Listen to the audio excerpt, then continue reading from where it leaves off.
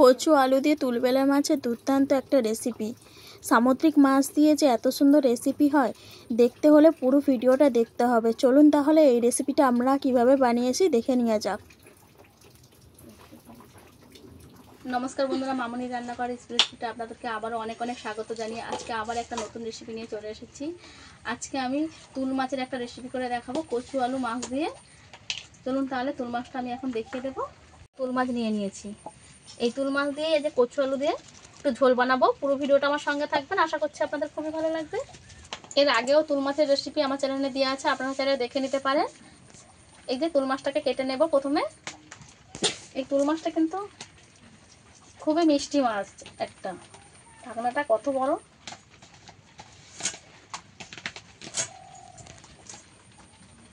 প্রথমে মাছের পাখনাগুলো কেটে নেব।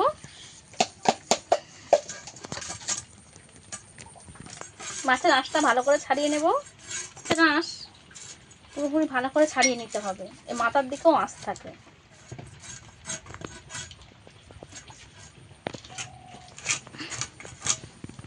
পিস পিস করে কেটে নেব। যে মাছের মুন্ডুটা কেটে দিয়েছে, কতখানি ডিম শুধু দেখুন।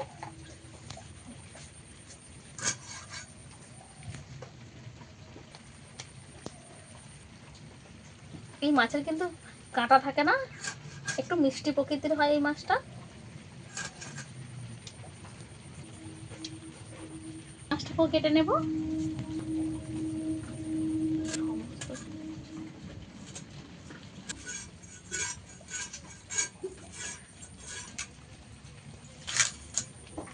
লাল টুকটুক করতেছে একদম।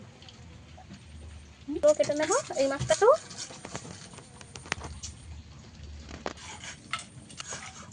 একইভাবে এই মাছগুলো পিস করে নেব।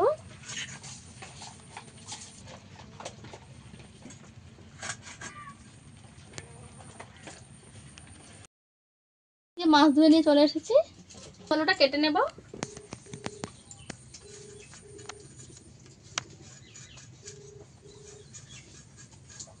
প্রথমে কচুগুলোকে ভালো করে একটু ছাড়িয়ে নেব।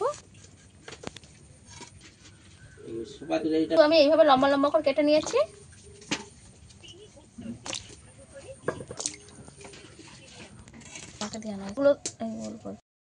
আলুটাকেও কেটে নেব।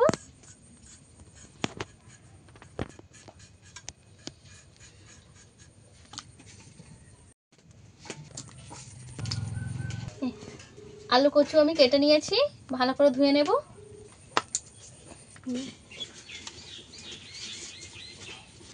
এবারে মাছের লবণ হলুদ মাখিয়ে নেব। এতগুলো মাছ কিন্তু আমি রান্না করবো না, কয়েকটা রেখে দেব। কিছুটা মাছ আমি বাড়ির জন্য রেখে দিয়েছি। লবণ দিয়ে দেব, হলুদ গুঁড়ো দিয়ে দেব। হাত দিয়ে ভালো করে লবণ হলুদ মাখিয়ে নেব মাছের গায়ে। হবে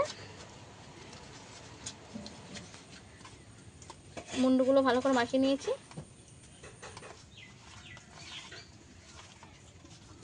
একটা তেল দিয়ে দেব।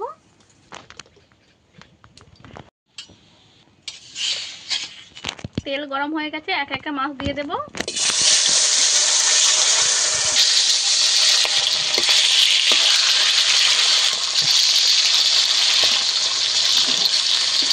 এক পিঠ ভালো করে হতে দেব। মাছগুলো এক পিঠ উল্টে দেব।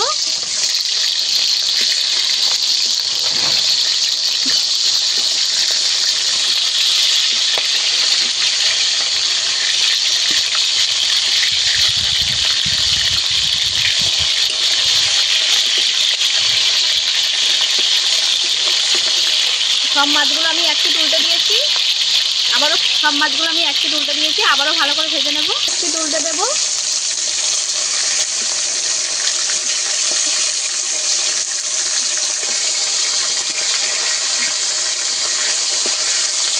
এবারে উল্টে পাল্টে মাছগুলো লাল লাল করে একটু ভেজে নেব।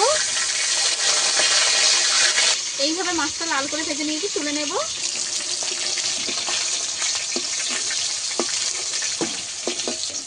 মাছগুলো এইভাবে লাল লাল করে ভেজে নিয়েছি। এইভাবে এই মাছগুলোকেও ভেজে নেব।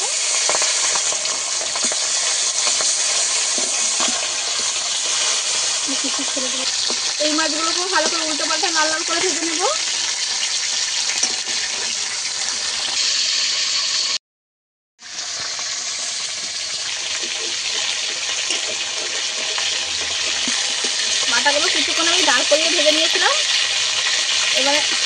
অন্য পিসটাও ভালো করে ভেজে নেব।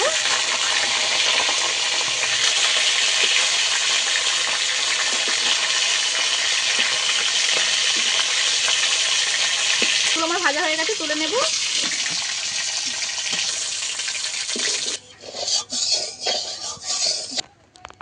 মাছ ভাজার তেলের মধ্যে একটু তেল দিয়ে দেবো, দেবো 5 ফোড়ন,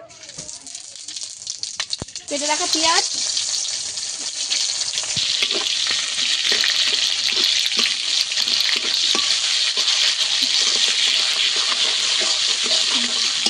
লাল করে ভেজে নেব।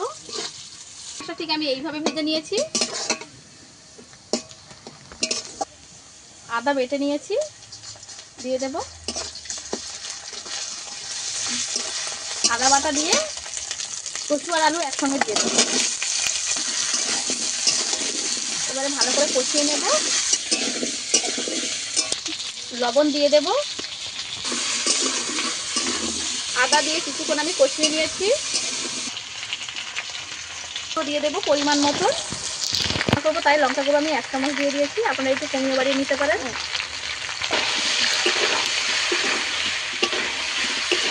আবারও ভালো করে সব কিছু একসঙ্গে কষাবো। মশলা জল দিয়ে দেব। ধনে গুঁড়ো দিয়ে দেবো 1 চামচ। গোটা জিরে বেটে নিয়েছি, দিয়ে দেবো। কষিয়ে নিয়েছি। মশলার কাঁচা গন্ধ একদম চলে গেছে। 5 মিনিট আমি কষাইছি। এবারে জল দিয়ে দেব। পরিমাণ মতন জল দিয়ে দেব। বেটা নিয়েছিলাম, সর্ষেটাকে জল দিয়ে গুলে নেব। ঝোলটা আমি ভালো করে ফুটিয়ে নেব। ফুটতে শুরু করে দিয়েছে। এইবার আমি সর্ষে বাটাটা দিয়ে দেব।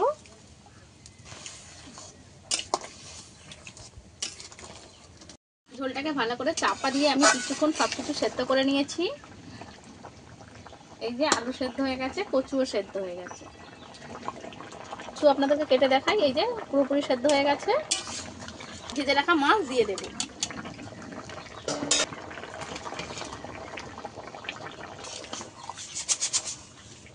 ভেজে রাখা মাছ দিয়ে আমি কিছুক্ষণ ফুটিয়ে নেব, এই 2 মিনিট মতন।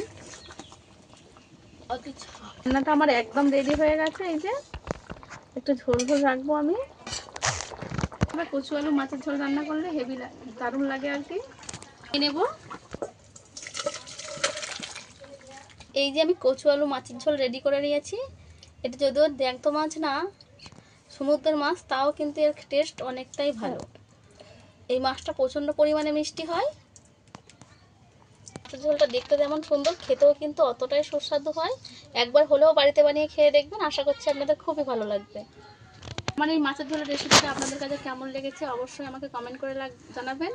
আর যদি ভালো লাগে লাইক ও সাবস্ক্রাইব করে আমার পাশে থাকার অনুরোধ রইল। এইরকম আরও নিত্য নতুন রেসিপি পাওয়ার জন্য আমার সঙ্গে থাকার অনুরোধ রইল। চলুন তাহলে আজকে ভিডিও এই পর্যন্ত। দেখা হচ্ছে নতুন কোনো ভিডিও নিয়ে। ততক্ষণে ভালো থাকবেন, সুস্থ থাকবেন।